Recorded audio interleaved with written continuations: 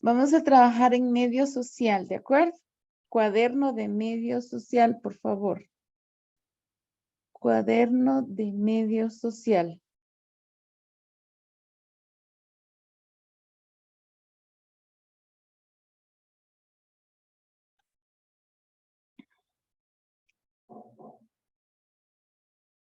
El día de hoy vamos a trabajar en medio social, ponemos la fecha. Y vamos a poner como título Gobiernos conservadores.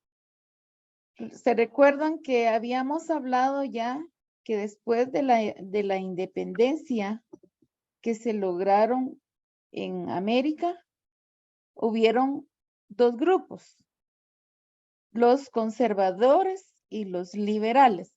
Ese fue el último tema que vimos la semana pasada, ¿verdad? Los liberales que querían el progreso y hablamos un poquito de ello. Los conservadores que querían seguir con las costumbres y tradiciones de la época colonial. Entonces, hoy vamos a ver sobre algunos gobiernos conservadores que predominan en América. ¿Ya pusieron gobiernos conservadores? Sí, mi. Bueno. No, mis. Gobiernos conservadores. Bueno, al inicio de la época independiente, o sea, después de que la independencia se logró en muchos países americanos, las nuevas repúblicas vivieron en una inestabilidad política. No existía acuerdos entre los criollos.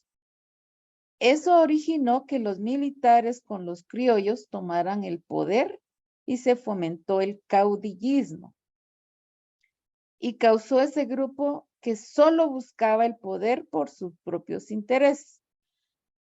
Los conservadores buscaban que se mantuviera la tradición y valores de la colonia. Consideraban que la iglesia debía ser orientada del Estado. Vamos a copiar, por favor, chicos. Estos temas son muy bonitos, pero son largos, así es de que vamos a tener paciencia con estos temas larguitos que son muy interesantes.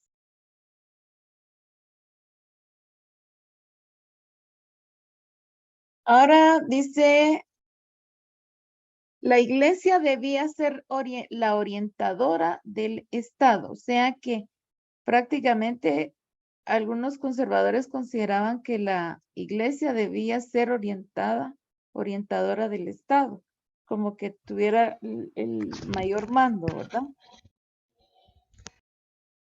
Los conservadores representaban los intereses de los grupos dominantes y luego surgen los gobiernos absolutistas, es decir, dictatoriales.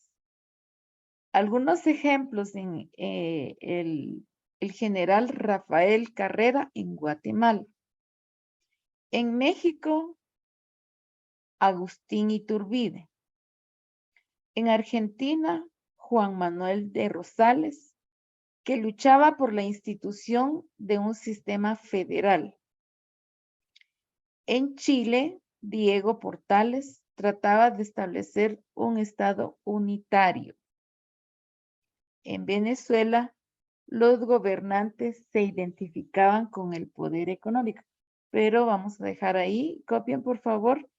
Recuérdense que estamos hablando de algunos como ejemplo de los países de América y entre ellos están estos personajes que sobresalen como los conservadores de México, Argentina, Chile, Venezuela.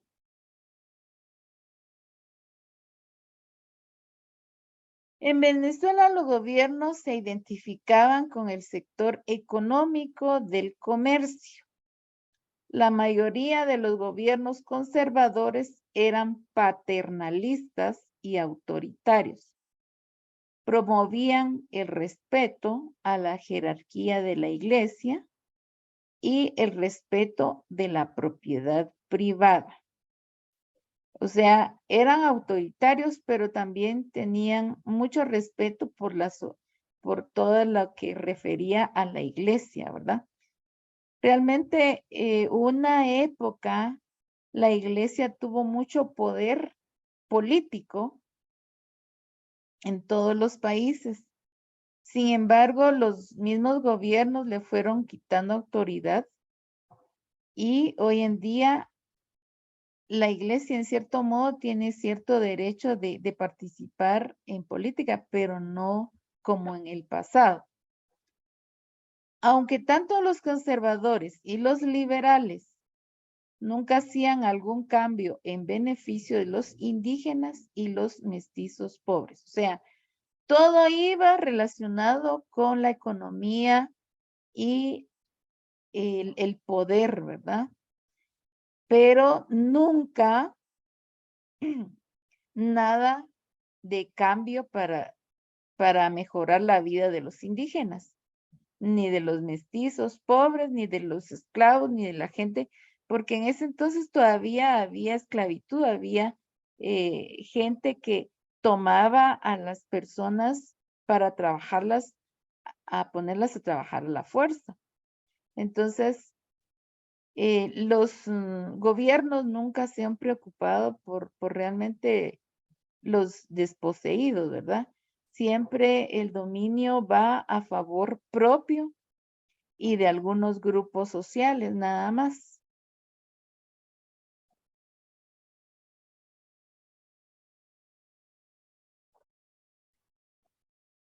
Los conservadores, más o menos en esa época de 1831 a 1861, fue que ellos estuvieron prácticamente en los poderes de América Latina.